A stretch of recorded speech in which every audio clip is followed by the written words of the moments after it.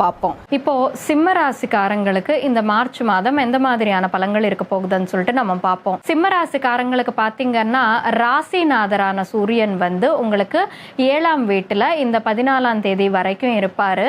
ராசிநாதர் 7ஆம் வீட்டுல இருக்கிறதுனால இந்த டைம் பீரியட்ல நீங்க உங்களோட லைஃப் பார்ட்னரை ரொம்ப கேர் பண்ணிக்கிட்டு பார்த்துக்குவீங்க. இந்த மாதம் 14ஆம் தேதி வரைக்கும் உங்களுக்கு உங்க லைஃப் பார்ட்னருக்கு கொஞ்சம் நல்ல ஒத்துமறைன்றது இருக்கும், ஒத்து போகும். இந்த மாதம் 14ஆம் தேதிக்கு அப்புறமா பார்த்தீங்கன்னா உங்களுக்கு உங்க ராசிநாதர் வந்து 14ஆம் வீட்டுக்கு போக போறாரு. அந்த டைம் பீரியட்ல உங்களோட லைஃப்ல சடன் சேஞ்சஸ்ன்றது அக்கர் ஆகிறதுக்கான வாய்ப்புண்டு. சடன் சேஞ்சஸ்ன்றது வர்றதுக்கான வாய்ப்புண்டு. எதுக்குன்னா 8ஆம் வீடு பார்த்தீங்கன்னா மாற்றங்களுக்கு, எதிர்பார்க்காத மாற்றங்களுக்கு சம்பந்தப்பட்ட ஒரு இடம். ஸோ அந்த மாதிரி இடத்துல ராசிநாதர் இருக்கும்போது என்னன்னா நமக்கு வந்து என்ன வேணாலும் நடக்கலாம். மோஸ்ட்லி நெகட்டிவ் சேஞ்சஸ் தான் எனக்கு தெரியுது. எதுக்குன்னு பார்த்தீங்கன்னா 2ஆம்